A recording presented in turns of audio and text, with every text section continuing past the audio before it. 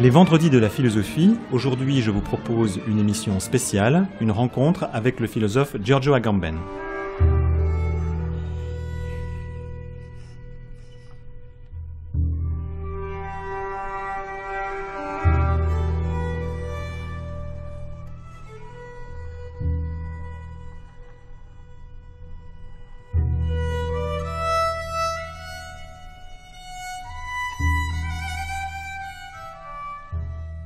On retient généralement des philosophes leurs inventions théoriques. Mais ils sont avant tout de grands lecteurs, ainsi de Giorgio Agamben qui nourrit ses analyses du monde contemporain par des commentaires sur les pères de l'Église ou le droit romain. Aucune nostalgie pour la tradition dans ce retour aux sources. Agamben conçoit plutôt la philosophie comme une archéologie qui repère des points de surgissement et qui trace des continuités différentes de celles que nous enseigne l'historiographie ou la science politique. Du coup, les évidences vacillent, lorsque notre confiance dans la liberté démocratique se trouve confrontée à une lecture qui, au contraire, met en relief l'assujettissement progressif des individus. Ce qui nous apparaissait comme des exceptions, les camps de concentration ou l'épuration ethnique, devient la règle de fonctionnement des politiques occidentales. Les généalogies tracées par Giorgio Agamben nous invitent à repenser radicalement ce qu'est un gouvernement, comment fonctionne le consentement politique et quelles sont les alternatives à la politisation de la vie.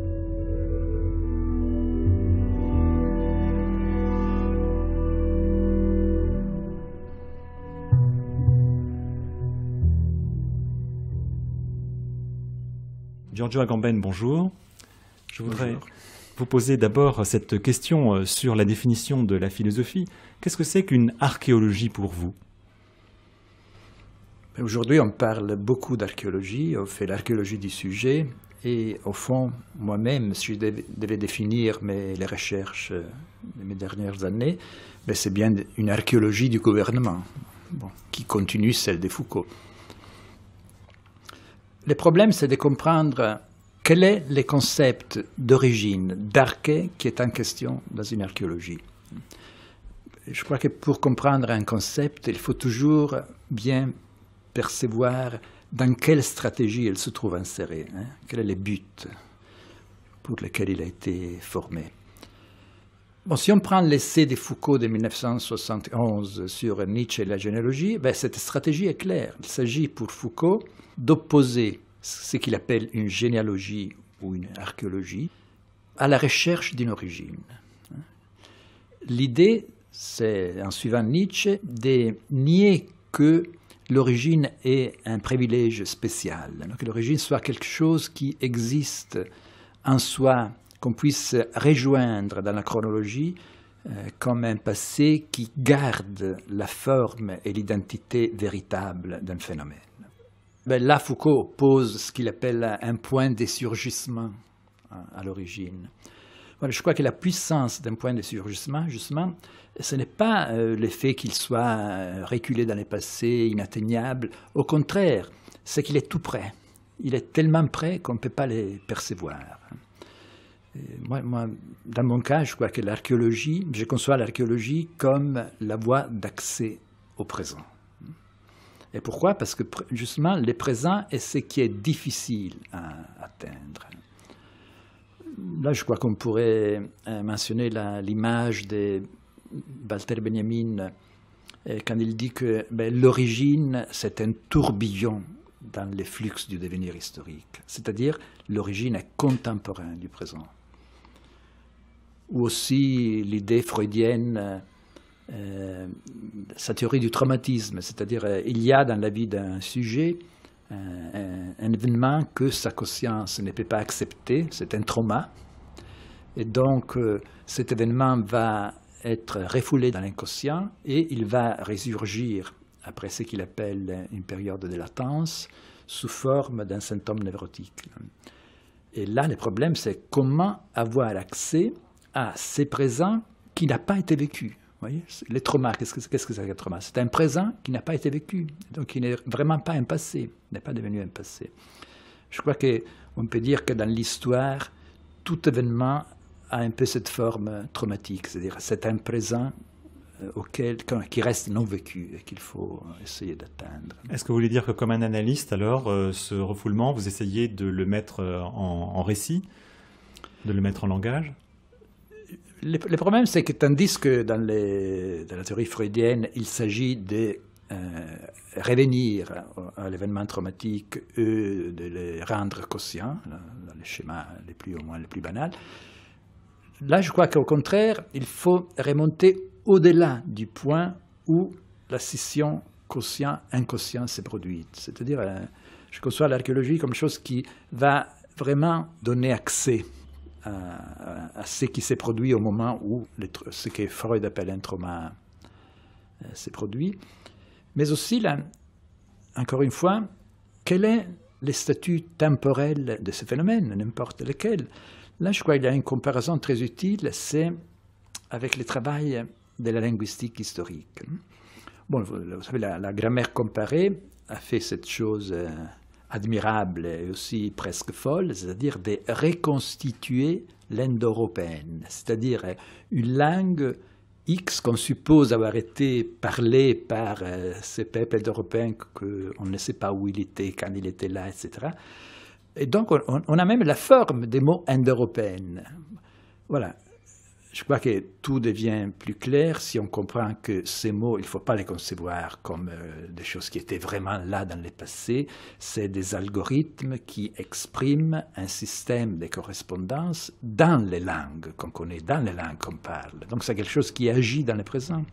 Et c'est un peu comme l'enfant pour la psychanalyse. L'enfant pour la psychanalyse, ce n'est pas un passé, c'est une force qui opère dans la vie psychique de l'adulte. Ou les Big Bang en astrophysique. Bon, le Big Bang en astrophysique, bon, on suppose que c'est un élément qui s'est passé il y a des millions et des millions d'années, mais qu'est-ce que c'est surtout? C'est quelque chose qui ne cesse d'envoyer vers nous sa radiation fossile, qu'on perçoit, que nos appareils perçoivent. Donc elle est là, elle est présente. Donc l'arché d'une archéologie, l'origine d'une archéologie, n'est pas dans le passé, c'est quelque chose qui opère dans le présent, dans la réalité présente. Alors l'arché, on sait bien que ce mot a un double sens, qui est de commencement, effectivement, mais aussi commandement. Alors c'était même un commentaire de Heidegger sur la physique d'Aristote, de dire, voilà, c'est commencement pour et pouvoir sur. Alors évidemment, dans votre travail, on est sensible à cette généalogie du pouvoir, et à la manière dont il s'est constitué sur de l'ostracisme dans toutes vos analyses, notamment les différents volumes d'Homo Sacer.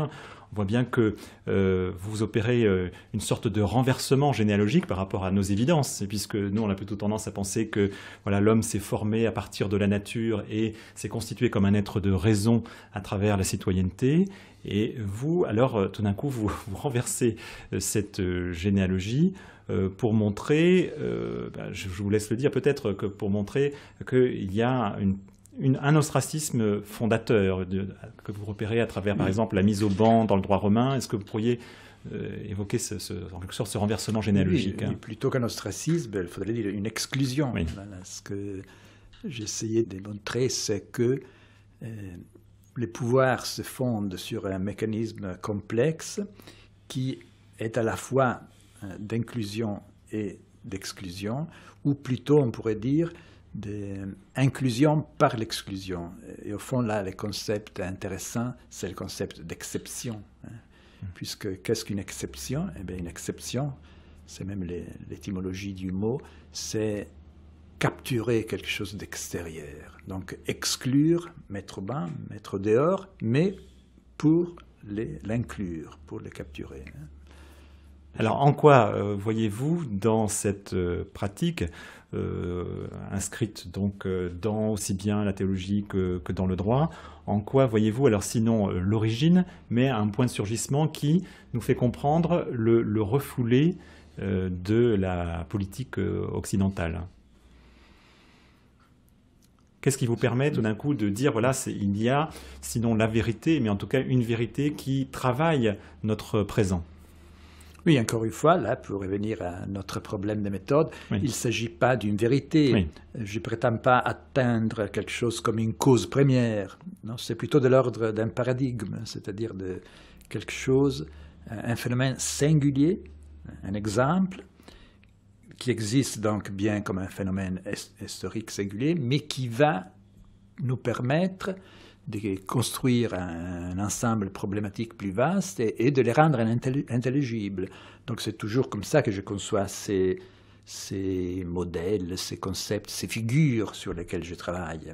Je crois que c'est par là que parfois il y a eu des équivoques, dans le sens que on m'a reproché, par exemple, de traiter un sujet comme l'homo sacer, c'est une figure du droit romain archaïque, ou pire encore, les musulmans à Auschwitz, ou l'état d'exception, de traiter cela comme des phénomènes purement historiographiques. Non, ce n'était pas mon but. Bien sûr, j'ai fait des analyses historiques et je suis donc les lois de la philologie historique, mais dans mes recherches, je traite ces phénomènes comme des paradigmes, c'est-à-dire comme, encore une fois, à la fois des événements singuliers, historiques singuliers, mais que je traite comme des paradigmes qui vont permettre la compréhension, par exemple, du présent, par exemple, d'un ensemble historique plus vaste. Et par exemple, Foucault, quand il essaye de théoriser donc cette biopolitique, certes, il fait une archéologie en reliant différents savoirs, différents discours, mais en même temps, voilà, il nous montre historiquement comment ça se constitue à l'âge classique, qu'il y a une manière de comprendre, de mettre en savoir un certain nombre de pratiques déviantes, et comment se met en place une politique qui n'a plus pour but d'asseoir la souveraineté sur la possibilité de faire mourir, mais sur la régulation de la vie. Et il date assez précisément cette évolution qu'il repère ensuite à travers les sciences et la politique, les politiques de naissance par exemple, au XVIIIe et au XIXe siècle. Alors pour vous, est-ce qu'il y a une autre manière ici de faire l'archéologie du biopolitique, ou bien est-ce que vous êtes dans cette continuité-là? Et finalement, comment vous inscrivez à la fois la démarche structurale ou généalogique par rapport à une approche plus historiographique, ou historique tout simplement? Foucault a dit une fois que ses recherches historiques n'étaient que l'ombre portée que son interrogation théorique du présent jette sur le passé. Et moi, je pense, dans cela, je me vois en continuité avec le travail de Foucault. C'est le même problème pour moi. Ce qui se passe, que l'ombre devient plus longue. Vous voyez, la longueur des ombres change selon les heures du jour. Au crépuscule, les ombres deviennent très longues. Et donc, ce qui se passe dans mon cas, dans mes recherches, est que l'ombre que mon interrogation théorique projette sur le passé va beaucoup plus en arrière. Et donc, par exemple, dans la théologie chrétienne des tout premiers siècles ou dans les droits romains archaïques, vous voyez. Mais en cela, je ne vois pas une véritable rupture avec Foucault. Au contraire, c'est une question d'ombre, c'est une question de longueur d'ombre.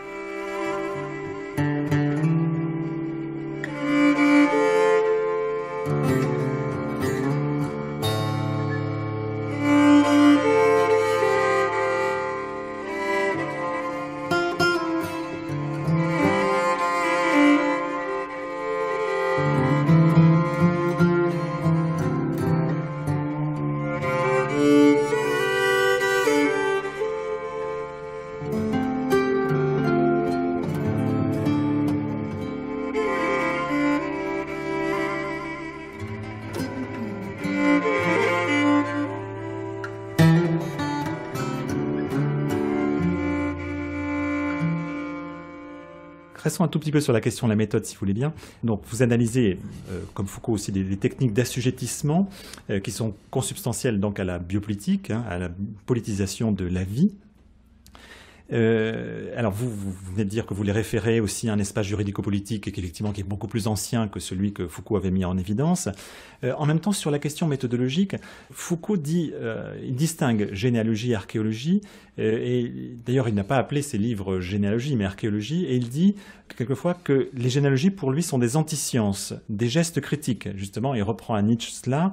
Il ne s'agit pas pour lui d'unifier, ni même de vraiment repérer des continuités, mais il dit même le contraire, il essaye de repérer des discontinuités. Alors, est-ce que malgré tout, dans votre travail, qui est sur un plus long terme, il n'y a pas une manière beaucoup plus continuiste de pratiquer la généalogie? C'est-à-dire, est-ce que vous n'avez quand même pas une méthode qui implique une généalogie qui relie plus qu'elle ne repère des synchronies, qu'elle ne fait des coupes. Là, vous êtes dans la continuité plutôt, je dirais, diachronique, me semble-t-il, et vous reliez plus que vous ne dissociez par rapport à Foucault, si on devait essayer d'approcher votre méthode généalogique. Oui, on a dit qu'on a même lu l'archéologie du savoir de Foucault comme un manifeste du discontinuisme en historiographie. Je pense que ce n'est pas exact. Hein. Et d'ailleurs, Foucault, plusieurs fois dans ses interviews notamment, et même à la fin du livre, je crois, il a quand même dit que c'est pas ça les points pour lui. Au fond, essentiel pour lui aussi d'aimer tout ce qui permet de constituer des séries, de constituer des ensembles, ce qu'il appelle des paradigmes d'ailleurs, encore une fois. Je crois que c'est là qui permet de comprendre. Les paradigmes, c'est quelque chose qui permet de briser l'opposition entre continuité et discontinuité en histoire. Pourquoi? Parce que bien sûr, les paradigmes changent dans le temps, mais en même temps, les paradigmes est précisément ce qui permet de constituer une série, un ensemble plus vaste, un ensemble problématique. Et là, je crois que, il faut paradigme veut dire exemple. Oui. Paradigme veut dire exemple, c'est le mot grec pour exemple, ça n'a rien d'autre que un exemple concret de l'exemple. Voilà. Prenons dans les travaux de Foucault, les panopticons. Bon, c'est très connu de surveiller et punir. Donc les panopticons, c'est un phénomène historique précis, c'est un modèle architectonique inventé par Bentham en 1791 qui va devenir le paradigme de... Oui, on peut rappeler peut-être pour les auditeurs quand même que c'est le principe d'une construction, notamment pour les prisons, qui permet à partir d'un centre de surveiller tout ce qui est autour. Oui, il y a un seul homme peut surveiller une multitude, tandis que dans les paradigmes souverains anciens, c'était plutôt une multitude qui regardait les souverains. Bon, voilà, mais ce que Foucault dit, eh bien, je vais traiter les panopticons comme panoptisme, c'est-à-dire comme un modèle de fonctionnement qui permet une généralisation. Quelle est la généralisation pour Foucault? Là, c'est ce qui va lui permettre de comprendre le fonctionnement de ce qu'il appelle des sociétés des disciplines. Donc, vous voyez, donc il va bien analyser les phénomènes historiques panopticons tel qu'il est, avec une précision, mais son but est de s'en servir comme panoptisme, donc comme paradigme pour bâtir un ensemble bien plus vaste et pour le rendre intelligible. Oui. Alors, Giorgio Agamben, pour comprendre évidemment, vous, votre usage du paradigme, j'aimerais d'ailleurs que vous le définissiez par rapport à d'autres termes. J'ai repéré dans vos textes que vous employez paradigme, exemple, schème, matrice, nomos. Alors, prenons peut-être un exemple à vous, pas à Foucault, mais celui du camp. Puisque vous opérez là aussi un renversement, vous dites plutôt que de comprendre la situation historique qui rend possible l'installation des camps de concentration, vous proposez, vous, en quelque sorte, de penser le camp, sa structure donc juridico-politique, comme justement ce qui rend possible des événements criminels. Alors, dans quelle mesure le camp de concentration, n'est pas, et vous en tirez d'ailleurs l'idée que ce n'est pas une anomalie, un fait historique circonstanciel, mais c'est la matrice, je vous cite, la matrice cachée, le nomos de l'espace politique dans lequel nous vivons encore. Alors là, c'est une phrase extrêmement forte, et c'est aussi un de nos arguments vraiment assez étonnant, que donc à partir de cet espace-là, vous essayez de penser la politique, même la politique contemporaine, et la politique en Occident. Alors, est-ce que vous pourriez nous expliquer pourquoi, d'abord, et puis nous dire en quoi ça fonctionne pour vous, alors comme matrice, paradigme, exemple, schème? J'aimerais vous entendre là-dessus. Non, avant tout, là, pour bien préciser de quoi il s'agit, donc c'est tout à fait ce qu'on disait avant, on m'a souvent reproché justement cette idée de vous allez prendre les camps de concentration, cet élément terrible du XXe siècle, et vous en faites la matrice, les nomos de l'espace. Voilà, là encore une fois une équivoque. Je ne faisais pas là, je ne prétendais pas faire dans mes livres de l'historiographie sur le camp. Un travail merveilleux, très important, que des gens comme Hilbert ont fait merveilleusement. Je ne suis pas historien. Donc, encore une fois, il s'agissait de, tout en analysant très fidèlement, je suis toujours les lois de la philologie historique. Chaque fois qu'on a affaire avec l'histoire, il faut se plier aux lois de la philologie. Mais en même temps, c'était un paradigme. Pourquoi? Pour comprendre justement la politique contemporaine. C'est là ce que les gens ne voient pas bien. Oui, Non, je vous cite encore, vous dites donc le camp, donc c'est l'espace qui s'ouvre quand l'état d'exception devient la règle, tout est possible, hein, et là vous montrez effectivement c'est un paradigme qu'on peut retrouver pour que, si on visualise bien aussi, on entende bien ce que vous voulez cibler, qu'on retrouve dans, par exemple, le stade de Bari pour les clandestins albanais, qu'on retrouve dans le Veldiv, qu'on retrouve dans les zones de rétention des aéroports français pour les immigrés illégaux. Donc, pour vous, il s'agit là d'une matrice qu'on repère à différents niveaux. Voilà, en effet, j'ai renversé le questionnement habituel qui est « mais comment est-ce possible que de tels horaires ont pu advenir ?» Ma question devenait par contre, quelle est la structure juridico-politique du camp telle que de tels événements, de tels horaires ont été possibles? Donc pour moi, l'analyse juridique et politique du camp était fondamentale.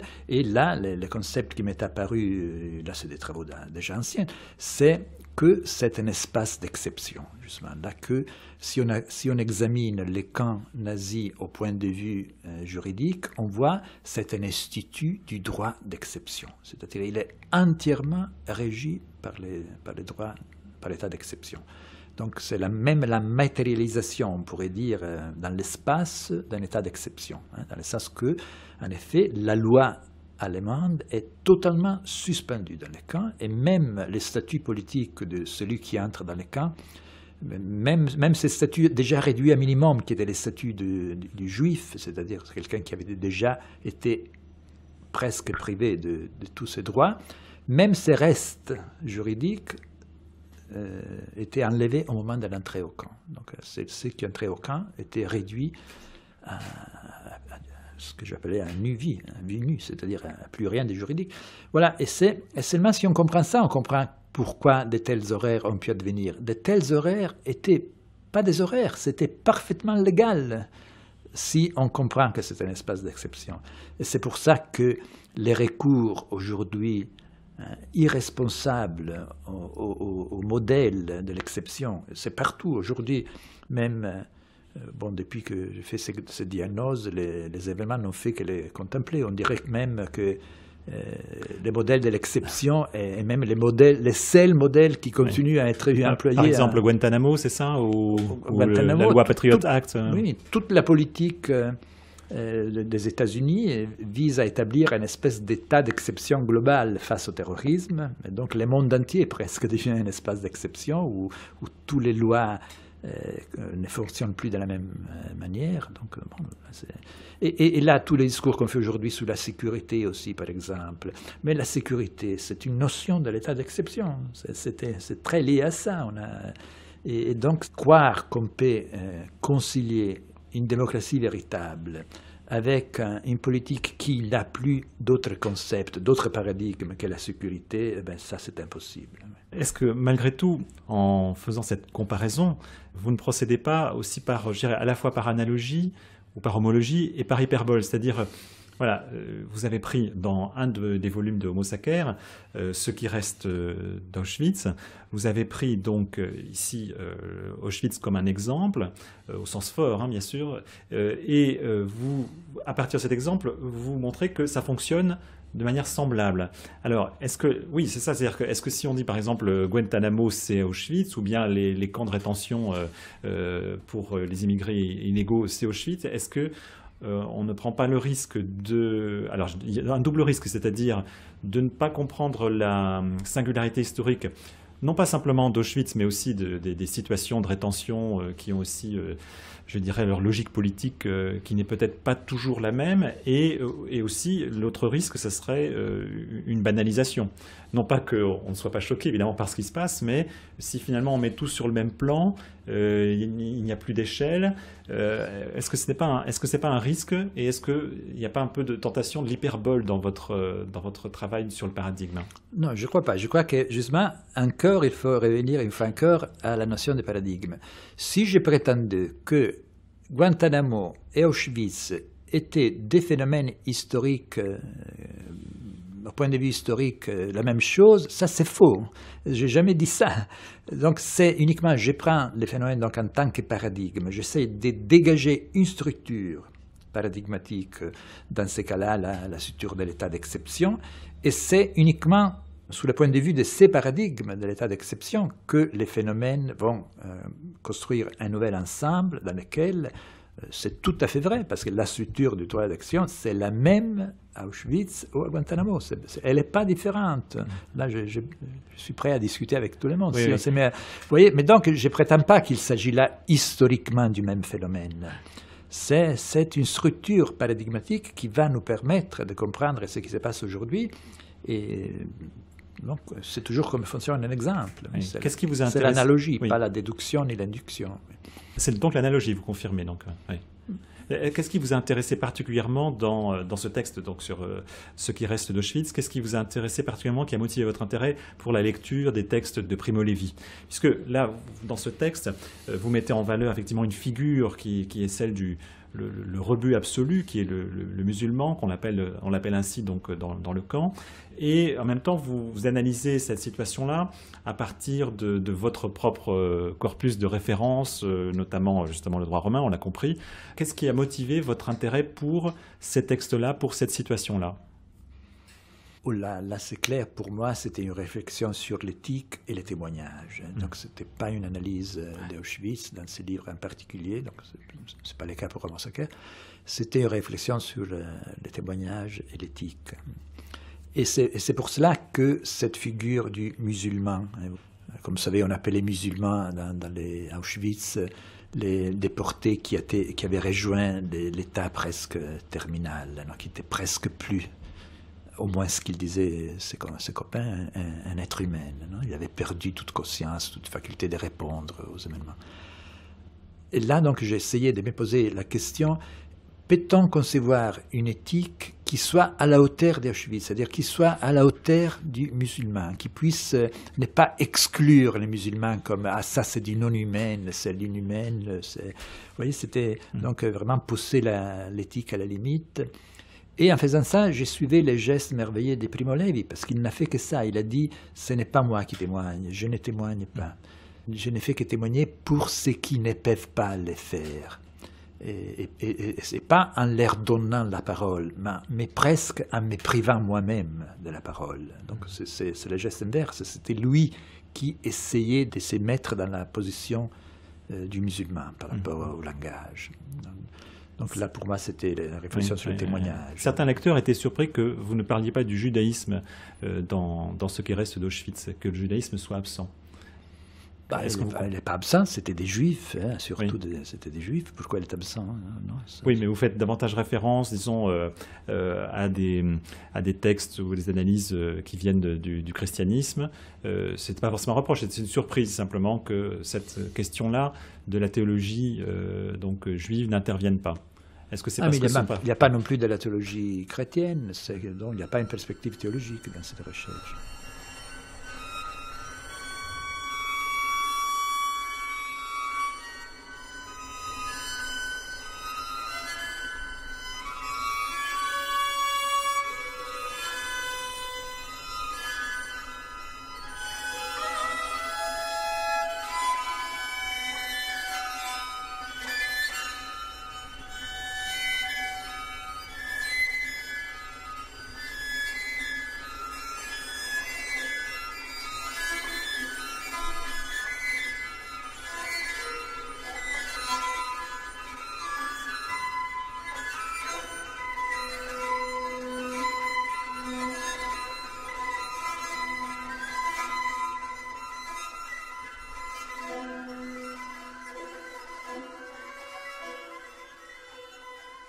Alors venons-en, Giorgio Agamben, si vous voulez bien, à votre travail actuel, qui est le séminaire que vous menez actuellement au Collège international de philosophie. Vous faites en quelque sorte une archéologie du pouvoir en Occident, vous la poursuivez, et vous travaillez plus particulièrement sur l'économie du gouvernement. Alors, qu'est-ce qui vous intéresse dans le gouvernement en tant que tel ? Oui, là, grosso modo, si je devais définir cette recherche, il y a deux questions pour moi. La première est pourquoi le pouvoir a pris en Occident la forme d'une économie, c'est-à-dire d'un gouvernement des hommes, c'est ça qui veut dire économie. Et la deuxième question, qui s'est révélée tout à coup au fur et à mesure de mon travail, c'est pourquoi, si le pouvoir est donc avant tout gouvernement efficace. Pourquoi les pouvoirs a-t-il besoin de cette dimension qu'on appelle la gloire, c'est-à-dire tout l'appareil cérémonial et liturgique du pouvoir? Et là, c'est 2 questions qui se sont révélées être liées. La première, je ne faisais que continuer encore une fois les recherches de Michel Foucault sur l'archéologie de la gouvernementalité. Et la deuxième, par contre, est tout à fait nouvelle et inattendue même pour moi. Bon, pour la première, là, je crois que c'est très important. On est tellement habitué à l'idée que les pouvoirs coïncident avec les gouvernements qu'on a oublié que, ce qu'il Foucault montre très bien, ce n'est pas toujours le cas. Les pouvoirs de ce qu'il appelle l'État territorial ou l'État souverain n'étaient pas tellement concernés par l'idée de devoir guider, déterminer, orienter les comportements, les pensées, les gestes des sujets. Ce n'était pas le but du pouvoir. Nous, par contre, nous sommes tellement habitués à l'idée que le pouvoir, au fond, ce n'est que ça, c'est gouverner. C'est quelque chose qui concerne les comportements des vivants, les comportements, les gestes, les pensées, tout. Voilà, ça c'était donc une recherche pour laquelle, oui, à cause de laquelle j'ai dû revenir justement en arrière. Alors à nouveau, donc il y a des références à la théologie chrétienne, ça peut nous paraître aujourd'hui extrêmement surprenant, mais vous montrez que justement c'est à partir des textes des pères de l'Église patristiques qu'on peut comprendre, notamment en voyant l'économie par exemple de l'ordre trinitaire, qu'on peut comprendre comment ça fonctionne. Alors est-ce que vous pourriez nous dire de l'intérêt de ces lectures sur le sens du mot économie et que vous retrouvez d'ailleurs la notion d'exception dans cette approche. C'est tout à fait vrai. Là, ce que je dois dire, c'est que j'ai appris beaucoup plus par les traités sur les anges ou sur la providence des pères de l'Église et de la scolastique que par des traités politiques au sens strict du mot. Là, je crois que... Mais là, c'est ce qui arrive souvent. Quand on fait une généalogie, l'archéologie et tout ça, on arrive souvent à un point où on se rend compte qu'on ne peut pas poursuivre dans la lignée qui semble être claire, c'est-à-dire par exemple les traités politiques. Non, il faut tout à coup prendre une autre bifurcation et passer par exemple au traité sur la providence qui était bien des traités sur le gouvernement divin du monde. Oui. Donc, alors c'est là que j'ai appris. En quoi saint Thomas ou Origène nous apprend quelque chose sur l'économie du gouvernement? Bon, ce que vous avez dit avant, la découverte première a été cette chose un peu inattendue que les concepts d'économie a joué un rôle tout à fait fondamental dans l'élaboration de ce qui va devenir la théologie trinitaire, la Trinité. C'est-à-dire, grosso modo, c'est très simple, il s'agissait d'introduire la Trinité sans tomber dans les polythéismes. Il y a eu donc au début, quand les concepts de Trinité étaient élaborés dans le IIe siècle, il y avait une forte résistance au sein de l'Église de la part des gens très raisonnables qui disaient « mais là, on est en train de retomber dans les polythéismes ». Donc l'argument des pères de l'Église a été à peu près celui-là. Dieu, quant à sa substance et à son être, il est bien sûr un, mais quant à son économie, c'est-à-dire la façon dont il administre et il gère la vie et la maison divine et le monde et l'histoire des hommes, il est triple. Et donc, au fond, c'est cette chose si importante qui définit même l'essence de la théologie chrétienne, c'est-à-dire la Trinité. Elle a été élaborée au début comme une économie et pas comme une théorie métaphysico-physique. C'est très intéressant, ça. Et je crois que l'enjeu, là, était justement la véritable question pour les pères était il faut penser comment Dieu gouverne le monde. Il s'agissait comment penser un pouvoir de gouvernement qui s'articule nécessairement puisqu'il est gouvernement et sans briser son unité. Au fond, l'enjeu de la Trinité, pour moi, c'était plutôt ça. Et c'est pour cela que j'ai appris dans les traités théologiques quelque chose qui concerne les gouvernements aujourd'hui. Alors, dans quelle mesure, aujourd'hui, on est aveugle à ça? C'est-à-dire, vous parliez au début de l'émission d'un refoulement. En quoi y a-t-il un refoulement par rapport à cette économie ou cette division du pouvoir qui serait au fondement de tous les gouvernements démocratiques? C'est-à-dire, aujourd'hui, on croit plutôt qu'il y a un pouvoir exécutif un peu neutre, quoi, comme si le gouvernement n'avait pas sa propre logique de pouvoir. Alors, donc, comment vous analysez la nécessité donc de faire revenir à nous cette idée qu'il y a une économie du gouvernement et qu'elle est opérante aujourd'hui, parfois indépendamment donc de l'idée de souveraineté, ou qu'il faut s'intéresser au gouvernement en tant que tel? Oui. Voilà. En effet, je crois que c'est là pour vraiment faire vite et venir au point qui est essentiel pour moi.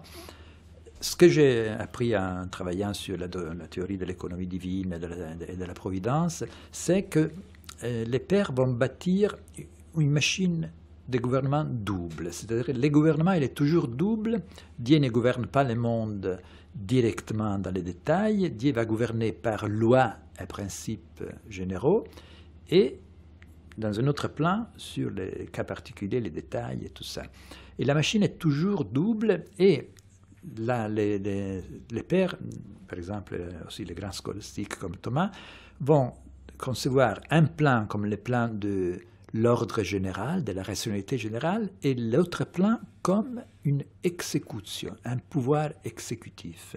Ce qui était tout à fait étonnant, là, au point de vue vraiment de la surprise, c'est que dans mes recherches, j'ai vu que les vocabulaires de ce que c'est du langage de l'administration moderne est élaboré avant qu'elle soit élaborée dans la sphère profane, elle était élaborée par les théologiens pour les anges, pour les gouvernements divins du monde. Par exemple, les mots ministères, ça c'était vraiment étonnant. Les mots ministères, la première fois qu'on les trouve dans un sens qui ressemble vraiment à celui des modernes, c'est pour les anges, c'est pour les ordres angéliques, comme des ministères et tout ça. Donc, voilà. Bon, mais quel est pour moi le point essentiel? Pourquoi c'est utile? Eh bien, parce que là, j'essaye de montrer que ces paradigmes bipolaires dans la machine gouvernementale du gouvernement divin du monde va passer, par exemple, dans des cas très clairs, comme Rousseau, par l'influence de Malebranche. Ça, on le sait que Rousseau a été, les concepts de volonté générale et volonté particulière, c'est pris tel quel chez Malebranche. Pourquoi c'est important? Eh bien, parce que je crois qu'un des plus grands équivoques de la pensée politique contemporaine, et même des analyses quotidiennes des politologues, c'est de croire que le gouvernement n'est pas un véritable problème. Les véritables problèmes de la politique, c'est la souveraineté, les pouvoirs souverains, les pouvoirs législatifs, la souveraineté populaire. Et on n'a fait que réfléchir à ces concepts qu'à mon avis sont tout compte fait presque vides, et on a négligé les problèmes essentiels. Qu'est-ce que le gouvernement? Ce n'est pas du pouvoir exécutif. On le voit très bien. On ne peut pas réduire le gouvernement au pouvoir exécutif. Bien, c'est très clair. Aujourd'hui, on voit que le pouvoir essentiel est ce qu'on appelle le pouvoir exécutif. Et ce que j'ai découvert, là, un point vraiment, si je devais dire dans un mot la conclusion de toute cette recherche, eh bien, ce que j'ai vu, ce que mes recherches m'ont appris, c'est que les véritables problèmes de la politique, les véritables arcanes du pouvoir n'est pas la souveraineté, c'est le gouvernement. N'est pas les rois, c'est les ministres. N'est pas Dieu, c'est les anges. N'est pas la loi, c'est la police. Si on ne comprend pas qu'aujourd'hui, la police, c'est-à-dire quelque chose qu'on a l'habitude de considérer secondaire, exécution de l'exécution, si on ne comprend pas que c'est un paradigme central, si on ne comprend pas que les guerres sont devenues aujourd'hui des opérations de police, on ne comprend rien. Dans un article consacré justement à votre travail récent, puisque c'est un travail aussi qui est paru en italien, qui n'est pas encore traduit, Le règne et la gloire, dans un article donc paru dans la Revue internationale des livres et des idées, Tony Negri, donc on fait un petit peu je dirais presque un petit peu ce reproche de prendre le mot économie comme, bon, on a bien compris, comme une disposition théologique, mais dit voilà, qu'en est-il de l'économie, du travail, des luttes économiques et de la production, quoi. C'est-à-dire, est-ce que, de certaine manière, votre analyse de l'économie ne se met pas un peu à l'écart de ce qu'on appelle banalement l'économique, et donc précisément les luttes à l'intérieur des appareils de production? Qu'est-ce que vous en faites? Oui, tout à fait. Là, c'est une vieille discussion. Mais là aussi, il y a une chose que je pense est importante. La domination absolue que même dans la tradition de la gauche, du mouvement ouvrier, a la catégorie de travail, productivité, tout ça, moi je pense que là on est vraiment subalterne du capitalisme, c'est-à-dire c'est là que le capitalisme et ce qui se présente comme son ennemi partagent la même centralité, c'est-à-dire l'idée que l'essentiel c'est le travail, la production.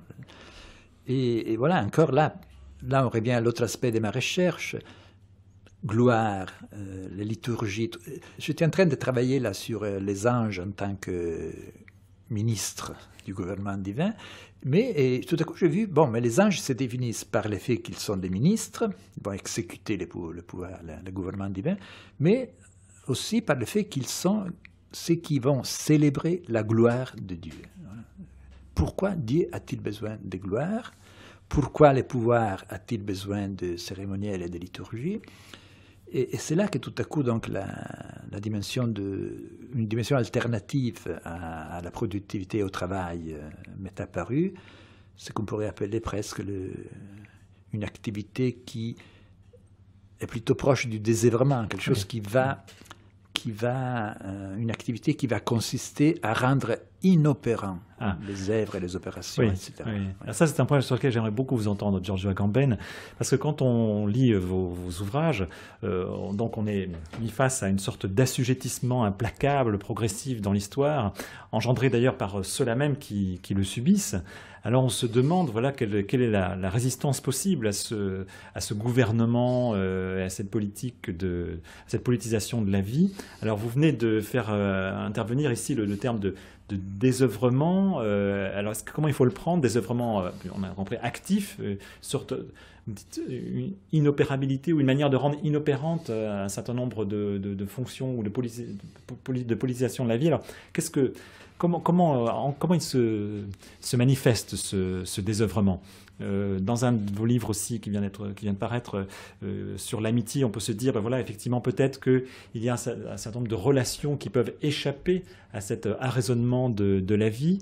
J'aimerais qu'on puisse peut-être décliner un certain nombre de manifestations de ce désœuvrement. Non, je ne le conçois pas du tout comme quelque chose qui est une sorte de fuite ou d'enclave ou d'exode. C'est tout à fait central. C'est quelque chose qui va agir au cœur même des opérations de l'économie, de la vie sociale en général. Justement, il ne faut pas entendre par ce que j'appelle désœuvrement ou inoperosità en italien.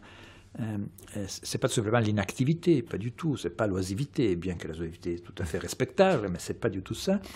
C'est au contraire une forme de praxis, une forme d'opération qui va consister dans le fait de rendre inopérant, de désactiver les opérations de l'économie, de la politique, de la vie sociale, etc. Bon, là, il faut un exemple. Oui. Voilà. Prenons un exemple dans la sphère du langage. Qu'est-ce qu'un poème? Un poème est bien une opération dans les langages et par les langages et des langages. C'est pas autre chose. Mais qu'est-ce qui va définir un poème? Eh bien, un poème, c'est une opération dans les langages et par les langages qui va désactiver certains aspects dominants du langage, qui sont la communication, l'échange d'informations. Les poèmes désactivent tous ces côtés d'échange d'informations et de communication et va donc ouvrir les langages à un nouvel usage qui est proprement le poème. Donc, ce n'est pas une idée tout à fait étrange. Et la fête, qu'est-ce qu'une fête? Voilà, ce paradigme de la fête qui a été si essentiel dans notre culture, au fond, c'est au fond ce que tout le monde a toujours essayé de penser comme but final de la vie humaine, la fête. Qu'est-ce que c'est une fête? Encore une fois, une fête, ce n'est pas une suspension simplement de l'activité, comme on l'a réduite à ça, parce que dans les calendriers, on a divisé les jours de travail et les jours de fête. Non, la fête, il faut la concevoir comme justement quelque chose qui travaille dès l'intérieur, toute activité, toute opération, et qui, dans le même sens, va rendre possible un autre usage. Oui, mais je disais, George Agamben, là, vous nous parlez du poème et une opération de langage. Là où tout d'un coup, moi, je ne sais pas, j'attendais peut-être de manière simpliste, mais une opération qui consistait à désactiver. Alors, je ne sais pas, je me suis dit, tiens, peut-être les hackers qui vont mettre en péril un système informatique, ou je ne sais pas. Et là, tout d'un coup, on revient, effectivement, aussi à une fibre heideggerienne, je dirais, qui est de ramener aussi le langage à ce qu'il est originairement. Et donc, on serait tenté de vous dire, mais oui, est-ce que c'est la poésie qui nous permet de sortir de l'assujettississement politique? On peut se dire, oui, c'est une douce utopie, on pourrait vous dire. Mais non, encore une fois, c'était un exemple paradigme. Oui. Non, donc on peut faire tout autre exemple, même aller tout à fait dans les contraires. C'est un principe qui opère partout. Donc, par exemple, par rapport à tout dispositif de pouvoir, un dispositif de pouvoir, comment marche-t-il? Eh bien, il marche parce que justement, il va capturer en lui-même des désirs, des opérations, des activités qui sont tout à fait propres à l'homme. Le pouvoir ne travaille jamais comme une violence absurde. Ce que j'appelle gouvernement, c'est toujours un pouvoir qui opère presque avec la liberté des personnes sur lesquelles il opère. Voilà, donc, et à chaque fois, pour moi, ce que j'appelle désœuvrement dans ce sens, ou profanation dans d'autres sens, c'est l'opération qui va nous permettre, au contraire, dans une face-à-face, dans un corps-à-corps avec les dispositifs du pouvoir, d'essayer de libérer ce qui a été capturé là-dedans. Donc, au contraire, c'est quelque chose qui est dans l'économie, dans les droits, dans la politique, mais aussi dans la poésie, dans le langage, partout.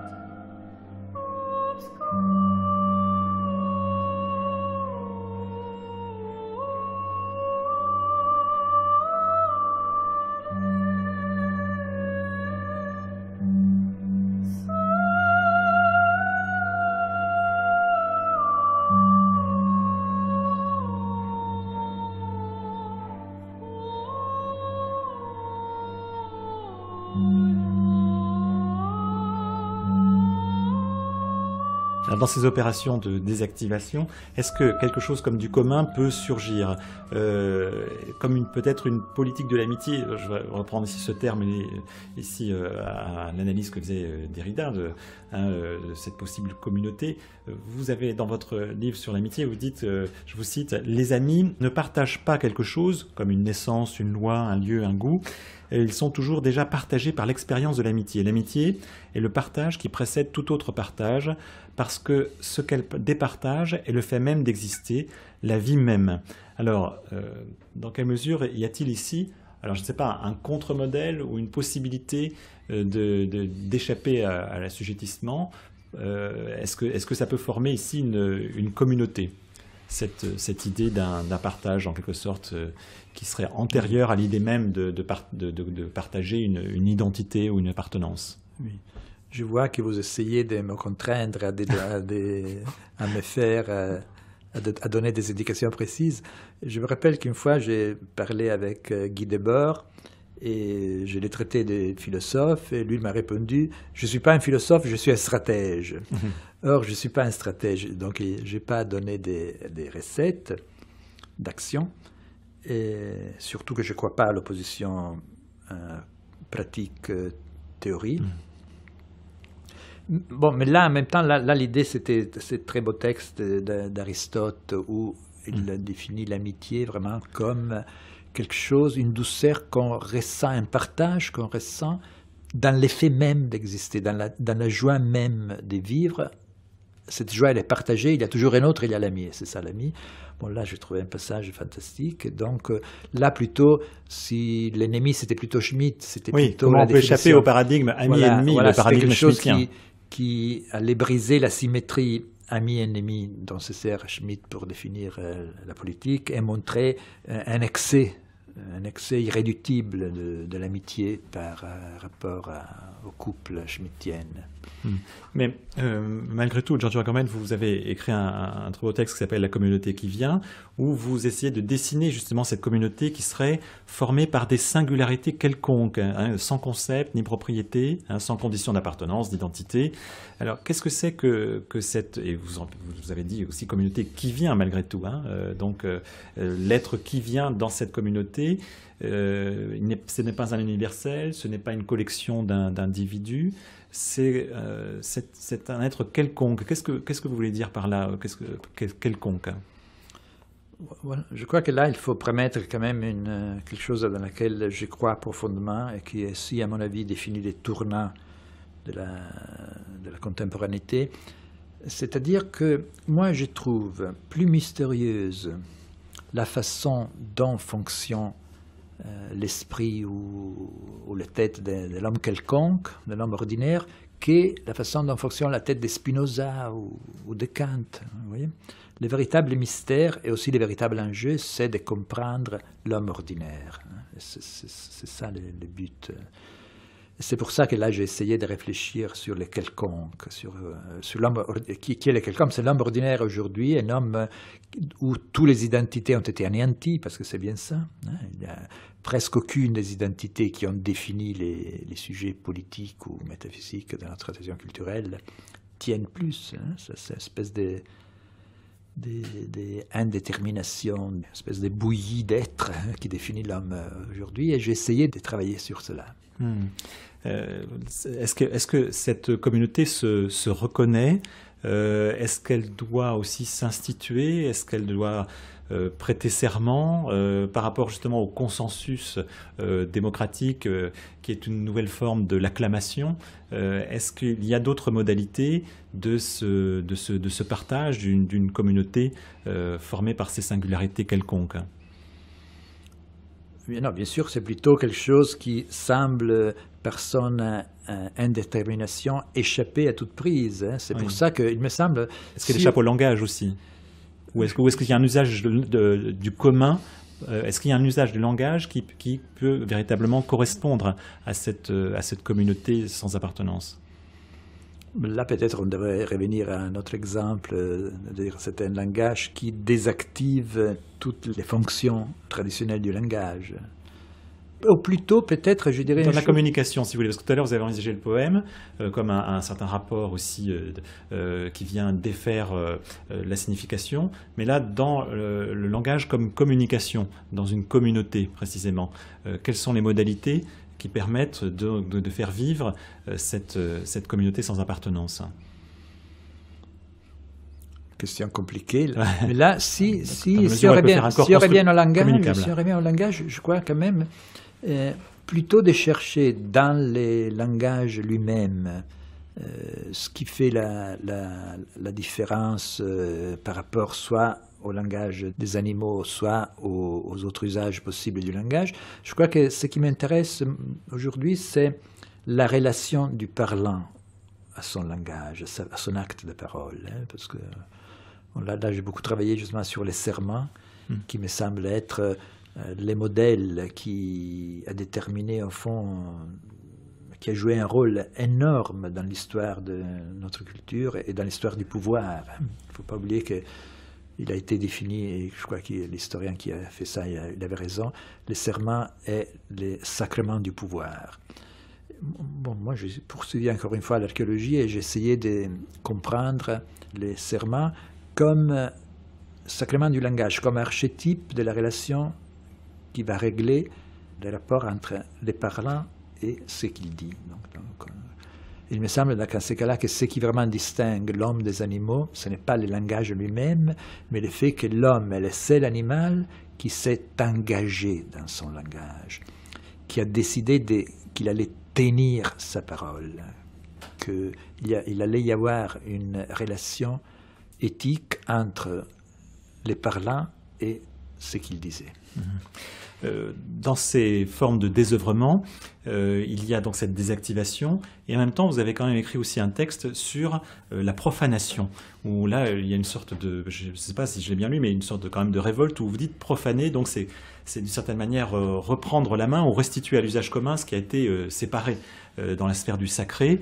Je vous cite, vous dites « Il faut arracher au dispositif la possibilité d'usage qu'ils ont capturé, la profanation de l'improfanable et la tâche politique de la génération qui vient. » Alors voilà, autre chose qui vient, c'est une génération cette fois-ci. Est-ce que là, il n'y a quand même pas, vous dites que vous n'êtes pas un stratège, mais est-ce qu'il n'y a quand même pas une possibilité ici de résistance dans ce geste de la profanation ? La profanation, là, est tout à fait proche de ce qu'on disait avant. En droit romain, la profanation était quelque chose avait été séparé dans la sphère du sacré et de la religion, elle était rendue à l'usage commun. Là encore, donc, dans tout acte de profanation, il s'agit d'ouvrir ce qui était capturé dans les dispositifs du pouvoir, de les rendre à l'usage commun. Donc c'est tout à fait un bon exemple de cela.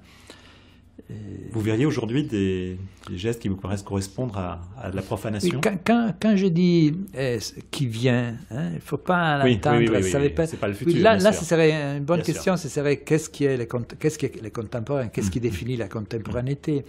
Et la contemporanéité, ça ne se définit jamais pour moi comme une simple adhésion au présent. Une fois, Barthes a pris la formule de Nietzsche, il a dit eh bien, les contemporains, c'est l'intempestif. Donc, les contemporains, c'est quelque chose qui va prétendre de fonder sa relation au présent, une forte relation au présent, par une distance, par un écart, par quelque chose d'intempestif. Je crois que c'est un peu ça, les contemporains. Quand je dis celui qui vient, ça ne veut pas dire tout simplement le fait d'être présent, mais c'est cette capacité d'adhérer au présent par une distance, par un écart. Giorgio Agamben, c'est ma dernière question. Face à la machine sécuritaire et à l'assujettissement volontaire de l'humanité, quelles sont les raisons d'espérer? Y a-t-il des raisons d'espérer? On se souvient de la dernière, une formule de Benjamin sur l'idée qu'il n'y a d'espoir aujourd'hui que par ceux qui n'ont plus aucun espoir. Alors, je vous poserai cette question, savoir s'il y a aujourd'hui et où y a-t-il des raisons d'espérer? Là, c'est un peu comme vous dites pour la phrase de Benjamin. Moi, je pense que là, c'est le rapport. Quel est le rapport qu'on doit avoir à sa situation historique présente? Eh bien, c'est bien ça. D'une part, c'est des jugements contradictoires. D'une part, on peut bien dire, l'époque qu'on vit est la plus infâme des époques qui se soient jamais données dans l'histoire, et en même temps, avec Benjamin, il n'y a pas d'époque de décadence. C'est-à-dire, qu'est-ce que j'entends par cela? J'entends simplement que les moments, l'instant décisif de l'histoire humaine est toujours en cours. Tout moment est le moment essentiel. Et donc, ça n'a pas de sens de se poser la question de l'espoir et du désespoir, parce que puisque tout instant est le moment décisif, et donc on n'a pas ni à espérer ni à désespérer, c'est l'engagement propre qui consiste justement dans les rapports au présent. Le temps reste ouvert. Le temps reste ouvert, et non seulement reste ouvert, mais je crois que dans l'histoire, il n'y a rien d'achevé. Quand je dis le moment décisif, elle est toujours en cours, ça veut dire que depuis l'anthropogénèse, l'homme est toujours en cours de devenir humain, le singe est toujours en cours de devenir homme, l'homme est toujours en cours de devenir autre chose. Ce qui n'est pas achevé demande qu'on revienne sur lui, demande qu'on l'achève.